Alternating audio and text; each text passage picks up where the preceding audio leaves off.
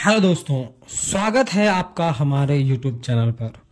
अगर आप घर बनवाने जा रहे हैं तो ये वीडियो पहले आप जरूर देख लीजिए, क्योंकि यहाँ मैं इस वीडियो में आपको कुछ बातें बताऊंगा, करीबन कुछ 10 या 12 बातें ऐसी बताऊंगा जो आपके साथ होना ही है, 90% होना ही है।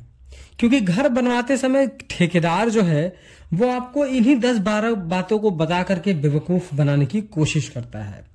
यहां हम बात कर रहे हैं कुछ ठेकेदार के बारे में, क्योंकि अक्सर साइट विजिट करते समय ठेकेदार की बेवकूफी कई बार देखने को मिलती है।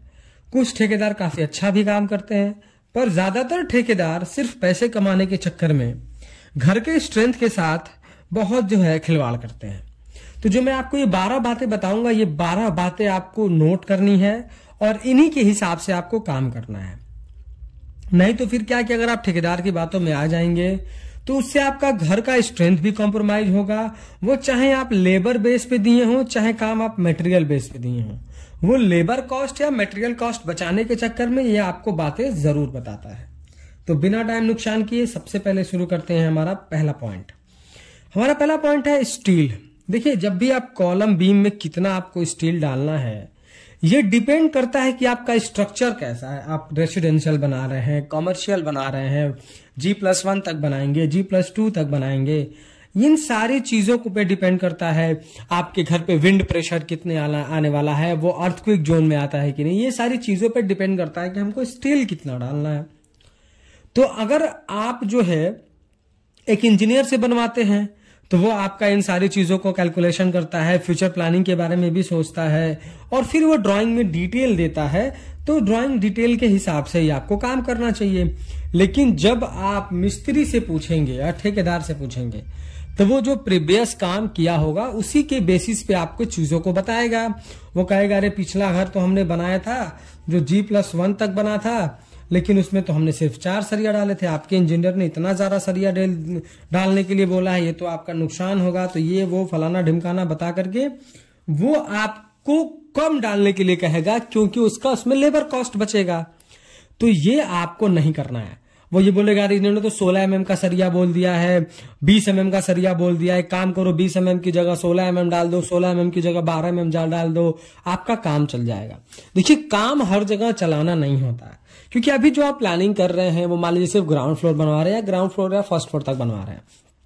आगे चलकर अगर आपकी रिक्वायरमेंट बढ़ी तो आप उसके ऊपर एक फ्लोर और बनवा पाए, इसकी फ्यूचर प्लानिंग एक इंजीनियर बेहतर कर पाता है। और ठेकेदार को क्या है कि सिर्फ काम चलाना है, आपकी बिल्डिंग खड़ी हुई, पेमेंट लिया, वो निकल लिया। तो फिर क्या करना है कि वो आपको स्टील कॉम्प्रोमाइज करने के लिए बोलेगा। तो आपको ऐसा नहीं करना है। ड्राइंग में जो डिटेल दी गई है, जैसा मैंने आपको बताया, इंजीनियर बिल्डिंग का जो स्ट्रक्चर का डेड लोड है, आने वाले जो भी लोड है वो, उसके बाद हवा का प्रेशर, अर्थक्वेक का जो भी हमारा वहां प्रेशर है, इन सारी चीजों को कैलकुलेट करता है कि कितना थिकनेस दिया जाए कि आपका काम काफी अच्छी तरीके से चले। तो इसलिए आपको ड्राइंग में चेंजेस ठेकेदार के कहने पे तो नहीं करना है। अगला हमारा है फुटिंग डेप्थ को लेकर के। फुटिंग की जब गड्ढा खोदने की बारी आएगी तो वो बोलेगा, अरे आप तो 5 फीट क्यों गड्ढा करवा रहे हो, इतना गड्ढा करवाने की क्या जरूरत है, मैंने 200 घर बनाए हैं, हम 3 फीट में कर देते हैं। तो देखिए, कितना डेप्थ डिजाइन होना है। ये इंजीनियर क्या करता है, वहां के जिस जमीन पर घर बनना है, स्ट्रक्चर बनना है, वहां की मिट्टी का लोड बेयरिंग कैपेसिटी टेस्ट करवा लेता है और उसके अकॉर्डिंग देखता है कि मिट्टी कितना वेट उठा पाती है। उसके हिसाब से ही वो बताता है कि ग्राउंड फ्लोर के लिए क्या रखना है, G+1 के लिए क्या रखना है, G+2 के लिए क्या रखना है। देखिए, अगर मैं बताऊं ग्राउंड फ्लोर के लिए आपको 3 feet by 3 feet by 3 feet, अगर आपका स्ट्रक्चर सिर्फ ग्राउंड फ्लोर ही बनेगा, 3 फीट लंबा, 3 फीट चौड़ा और 3 फीट गहरा कर लें। G+1 बना रहे हैं तो 4 feet by 4 feet by 4 feet, 4 feet गहरा, 4 फीट लंबा, 4 फीट जो है उसका वो कर लें। और फिर G+2 कर रहे हैं तो 4 फीट लंबा, 4 फीट चौड़ा और 5 फीट गहरा का आप अपना फुटिंग डिजाइन कर सकते हैं। पर वो क्या बोलेगा कि नहीं, आप तो बस 3 फीट करो, सफिशिएंट है, मैंने 200 घर बनाए हैं। यहां आप उसकी बातों में नहीं आना है। आपको थोड़ा डेप्थ डिजाइन और करना होगा, क्योंकि वो मिट्टी को और खोदेगा और डिगिंग का काम करेगा तो उसका लेबर कॉस्ट जाएगा, उसको अपना लेबर कॉस्ट तो बचाना ही बचाना है। तो इसलिए वो ये सारी बातों को करता है। अगला बहुत जगह हमने साइडों पर देखा है, अभी मैं आपको वीडियो में भी दिखा रहा हूँ। इस वीडियो में आप देख सकते हैं कि ये घर एक ठेकेदार ने ही बनाया है और उसने मिस्त्री को, वो ठेकेदार ने क्या सजेशन दिया था क्लाइंट को कि आप इतनी हाइट तक उठा रहे हो, इसमें आप प्लिंथ बीम के नीचे ईंट डाल करके क्या करोगे, मिट्टी को हम साइड से लगा दे रहे हैं, बैग में डाल देंगे, कोई दिक्कत नहीं होगी, आपका काम चल जाएगा। लोड तो जो है सब कॉलम बीम को उठाना है, तो बीम के नीचे जो है प्लिंथ बीम के नीचे ब्रिक वर्क करने की क्या जरूरत है। या फिर बहुत साइडों पर देखा जाता है कि बस मात्र 1 फीट से ऊंचाई पर ही लोग जो है बीम के नीचे 1 फीट ही जो लोग ब्रिक वर्क करते हैं। स्टैंडर्ड तरीका यह है कि आप कम से कम प्लिंथ बीम के नीचे 2 फीट 2.5 फीट तक ब्रिक वर्क करें, बिल्कुल जहां से जमीन ठोस हो वहां से उठाएं, या फिर ग्राउंड बेम दे दे वहां से ब्रिक वर्क उठाएं। पर यहां पर देखिए क्या हुआ, क्लाइंट उनकी बातों में आ गया और बाद में जब बारिश हुई, अगल बगल पानी लगने लगा, तो सारी की सारी मिट्टी जो है वो बाहर की तरफ बहने लगी, क्योंकि कोई ब्रिक वर्क नहीं किया गया था जो मिट्टी को रोक पाए। और फिर क्या हुआ, घर को ताला लगाकर जाना पड़ा, क्योंकि सारा का सारा फ्लोर धंस गया। अब ये इतना बड़ा खर्चा है कि आप आगे चल के इसको रिपेयरिंग कैसे करोगे, क्योंकि ब्रिक वर्क आप फिर दोबारा करना चाहोगे तो फिर जो हमारा प्लिंथ बीम है उससे ब्रिक वर्क हमारा दबेगा ही नहीं, प्रॉपर ज्वाइंट ही नहीं बनाएगा। और जब मिट्टी भरोगे, मिट्टी का प्रेशर बाहर की दीवारों पर आएगा, ज्वाइंट प्रॉपर है नहीं तो फिर वो गिर जाएगा, या फिर आपको यहाँ पर आरसीसी वॉल बनानी पड़ेगी। खर्चा भी डबल, नुकसान भी हुआ। तो इस तरह आपको प्लिंथ बीम के नीचे ब्रिक वर्क भी कर देना है। अगला हमारा है कि देखिए, चाहे आप जब भी घर बनाया जाता है तो मिस्त्री कहता है कि आप चारों तरफ 4 इंच की दीवार रख लो, क्योंकि 4 इंच की दीवार वो चलाएगा तो जल्दी से उसका दीवार चल जाएगा। तो वो आपको सजेशन देता है कि 4 इंच की दीवार चलाओ। पर सही तरीका क्या है कि जो भी आपका आउटर दीवार है उसको आप 9 इंचेस रखो, और अंदर की जितनी भी दीवारें हैं वो सारे का सारा 4 इंच आप रखो। पार्टीशंस के लिए 4 इंच की दीवारें ठीक हैं, पर 9 इंचेस की वॉल क्यों बाहर के लिए कहा जाता है? देखिए, 4 इंच की दीवार जो है वो 9 इंच की दीवार से पतली होती है, तो वो मौसम के मार को भी नहीं झेल पाती है। बरसात के मौसम में अंदर पानी सीपेज होगा, गर्मी के मौसम में हीट अंदर ज्यादा प्रोड्यूस होगा, और एक प्राइवेसी का भी मैटर 4 इंच की दीवार में बहुत ज्यादा रहता है। तो 9 इंच की दीवार अगर आप आउटर में रखते हैं तो वो आपके घर को एक प्रोटेक्ट भी करता है, काफी अच्छा प्रोटेक्शन भी देता है। तो इसलिए आपको आउटर में 9 इंच और इनर में 4 इंच की दीवार रखनी चाहिए। अगला हमारा है कॉलम लैपिंग के बारे में। देखिए, कॉलम की लैपिंग कहीं भी नहीं दे देनी है। ज्यादातर लोग कॉलम की लैपिंग मिस्त्री कहीं दे देता है, तो कॉलम की लैपिंग ऐसे नहीं देना है। मान लीजिए आपका 10 फीट का कॉलम है, तो आप उसको L/4 में डिवाइड करिए, उसको 4 हिस्से में डिवाइड करिए, 2.5 फीट और 2.5 फीट, 2.5 फीट, 2.5 फीट में। तो ऊपर का 2.5 फीट और नीचे का 2.5 फीट छोड़ करके बीच का जो 5 फीट बचा है उसी में आपको कॉलम की लैपिंग देना होता है। और कभी भी आप लैपिंग दें तो जॉगल करके दें, जैसा आपको इमेज में दिखाया जा रहा है, और ऑल्टरनेट पोजीशन पर दें। सारे के सारे जो हमारे कटिंग पॉइंट है वो एक जगह नहीं होने चाहिए। अगला आपको क्या होता है कि जब छत की ढलाई होगी तो आपको क्या है कि मिस्त्री बोलता है, ठेकेदार बोलता है कि आप 4 इंच रख लो।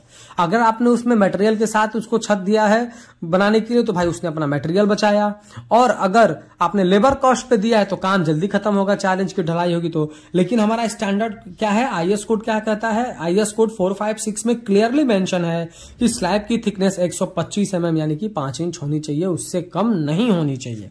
तो आपको 4 इंच रखेंगे तो आपको सीलन की प्रॉब्लम फेस करनी पड़ सकती है आगे चल करके, पानी छत से पानी टपक सकता है, और हैवी अगर आप ऊपर कुछ लोड वगैरह रखते हैं, सामान रखते हैं, तो नीचे क्रैक्स आने की भी संभावनाएं बढ़ जाती हैं। इसलिए हमारा IS कोड 456 कहता है कि स्लैब की थिकनेस 125 mm होनी चाहिए। अगला हमारा पॉइंट है स्टेयरकेस के बारे में। देखिए, जब सीढ़ी की ढलाई करी जाती है तो उसमें 3 चीज बहुत इंपॉर्टेंट है। पहला, जो आप नीचे का स्लैब जो इंक्लाइंड स्लैब देख रहे हैं, इसको वेस्ट स्लैब बोला जाता है। इसकी थिकनेस कम से कम 100 mm होनी चाहिए, यानी कि 4 इंच होनी चाहिए। इस साइड पर भी आप देख सकते हैं कि यहाँ पर मात्र 3 इंच की और 2.5 इंच की ढलाई करी गई है, जो कि ठीक नहीं है। आगे चल के ये बैंड हो सकता है, टूट भी सकता है अगर आप कुछ लोड लेकर चढ़ते हैं तो। और जो हमारा राइजर यानी जो हमारा उठा हुआ पार्ट होता है वो मैक्सिमम 6 इंच होना चाहिए, और जो हमारा ट्रेड है जिसपे हमको पैर रखना है वो 10 इंच से कम नहीं होना चाहिए। अगर ट्रेड छोटा रहेगा पैर रखने में प्रॉब्लम आएगी, पैर स्लिप कर सकता है, आप गिर भी सकते हैं। और राइजर 6 इंच से ज्यादा रखेंगे तो फिर जो हमारे घर के बूढ़े बुजुर्ग होते हैं उनको ऊपर चढ़ने और उतरने में भी काफी प्रॉब्लम फेस करना पड़ सकता है। अगला है हमारा कवर ब्लॉक। आप बहुत सारे साइडों पर देखे होंगे बीम कॉलम में कुछ इस तरीके का सरिया दिखता है जिसमें जंग लगा होता है। तो इस तरीके की मिस्टेक कैसे होती है? देखिए, कवर ब्लॉक आप नहीं लगाएंगे तो जो सरिया है वो कंक्रीट के दबाव से, अगर छत की बात करें तो वो नीचे दब जाएगा। तो क्या है कि कंक्रीट के वेट से जो है हमारा वो स्लैब दब जाता है, और बाद में जब शटरिंग खोली जाती है तो जो नीचे का सरिया होता है उसको वेदर टू एक्सपोज हो जाता है, और फिर धीरे धीरे उसमें जंग लगने लगता है, और 2-4 साल 10 साल के बाद वो सरिया का जो नीचे वाला जो भी कंक्रीट थोड़ा बहुत स्लरी रहती है वो गिर जाती है। और यही सेम काम जो है हमारे बीम में भी होता है, कॉलम में भी होता है। तो ये सिर्फ एक वजह से होता है, वो होता है कवर ब्लॉक। अगर आप कवर ब्लॉक नहीं लगाएंगे तो इस तरीके की प्रॉब्लम आप फेस कर सकते हैं। तो आपको स्लैब में लगाना है 20 से 25 mm का कवर ब्लॉक, कॉलम में लगाना है आपको 40 mm का कवर ब्लॉक, और बीम में भी आपको 40 mm का कवर ब्लॉक लगाना चाहिए। अगला है कि हमारा कॉलम बीम फुटिंग का जो हमारा शटरिंग है वो कैसा करना चाहिए। आप बहुत सारे साइडों पर देखते हैं कि कॉलम बीम या फुटिंग की शटरिंग करते समय लोग ब्रिक का यूज कर लेते हैं, ईंट का यूज करते हैं, और ज्यादातर रेड ब्रिक से आजकल कंस्ट्रक्शन हो रहा है तो लोग रेड ब्रिक यूज कर लेते हैं। तो रेड ब्रिक की बुराई क्या है कि वो 15 से 20% तक पानी को एब्जॉर्ब करता है। तो मान लीजिए आपने शटरिंग कर दी ब्रिक की और उसके बाद आप उस पर कंक्रीटिंग करेंगे, तो पहले तो ये क्या है कि ब्रिक जो हमारा कंक्रीट के पानी को एब्जॉर्ब कर लेगा, तो हमारा कंक्रीट कमजोर होगा। और जब आप क्यूरिंग करेंगे तो क्यूरिंग में भी वो क्या करता है कि बीम कॉलम का जो है और फुटिंग का जो है वो पानी एब्जॉर्ब कर लेता है। तो इस तरीके से आपको क्या करना है कि ईंट की शटरिंग नहीं करनी है, आपको प्लाई की या फिर MS प्लेट की शटरिंग आपको करनी है। अगला हमारा है सीलिंग हाइट के बारे में। देखिए, जब भी आप ग्राउंड फ्लोर बनाते हैं तो लोग अक्सर कंफ्यूज रहते हैं कि हम कितनी हाइट तक अपने जो है छत की हाइट कितनी रखें। तो छत की हाइट अगर आप ग्राउंड फ्लोर तक बना रहे हैं, मतलब ग्राउंड फ्लोर पे अगर आप छत लगवा रहे हैं तो कम से कम 11 फीट तक रखें। उसके बाद आप 9 इंच का लटक बीम दें, यानी कि स्लैब बीम दें, और फिर उसके बाद स्लैब की कास्टिंग करें। तो इस तरह आपको 11 फीट 9 इंच यानी अप्रॉक्सीमेट 12 फीट का हाइट मिलेगा। और अगर आप फर्स्ट फ्लोर पे बना रहे हैं, ग्राउंड फ्लोर के बाद ऊपर का फ्लोर अगर आप बना रहे हैं, तो 10 फीट आप ब्रिक वर्क करें, 9 इंच का आप जो है क्या बोलते हैं कि अपना स्लैब बीम दे। तो इस तरह लगभग आपको 11 फीट का हाइट मिल जाएगा, जो कि एक सफिशिएंट हाइट है। अगला हमारा पॉइंट है स्लैब बीम की थिकनेस के बारे में। बहुत सारे साइडों पर हम देखते हैं कि स्लैब बीम की थिकनेस जो है लोग 6 इंच दे देते हैं। तो स्लैब बीम की थिकनेस कभी भी आपको 6 इंच नहीं देना है। कम से कम स्लैब बीम का जो कॉमन मिनिमम जो हाइट रखी गई है, मिनिमम जो डेप्थ रखी गई है, वो मिनिमम डेप्थ रखी गई है 9 इंच। 6 इंच का कोई मतलब नहीं है। हमारे कंस्ट्रक्शन में 6 इंच की बीम उतनी कैपेबल है ही नहीं कि वो उतने वेट को कैरी कर पाए। इसलिए जो हमारा IS कोड कहता है स्टैंडर्ड जो हमारी मिनिमम डेप्थ है हमारे स्लैब बीम की, वो 9 इंच की होनी चाहिए। बहुत सारे साइडों पर लोग बीम ही नहीं देते हैं। लोग बोलते हैं कि हम अंदर बीम दे देंगे, हिडन बीम दे देंगे, हमारा काम चल जाएगा। तो देखिए, हर जगह हिडन बीम आप नहीं दे सकते। लॉन्ग स्पैन में तो बिल्कुल आप नहीं दे सकते। तो इसलिए हर जगह हिडन बीम न दे करके आपको स्लैब बीम हर हाल में अपने कंस्ट्रक्शन में देना चाहिए स्लैब के नीचे। अगला है हमारा शटरिंग खोलने का टाइम। देखिए, जब भी आप शटरिंग खोल रहे हैं तो शटरिंग आपको कम से कम 14 से 20 दिन के अंदर खोलनी है। देखिए, शटरिंग खोलना कई सारी चीज़ों पर डिपेंड करता है। मैंने उस पर एक प्रॉपर वीडियो बनाया है, आप हमारे चैनल पर उस वीडियो को जाकर देख सकते हैं। मैं डिस्क्रिप्शन में भी लिंक दे दूंगा। ये वेदर के हिसाब से और आपके कंस्ट्रक्शन के हिसाब से भी डिपेंड करता है। लेकिन नॉर्मल टेम्परेचर में आप घर बनवा रहे हैं तो कम से कम 14 दिन के बाद ही अपना जो है वो शटरिंग खोलें। और अगर ठंड के मौसम में करवा रहे हैं तो कम से कम 20-21 दिन के बाद ही अपनी शटरिंग को खोलें।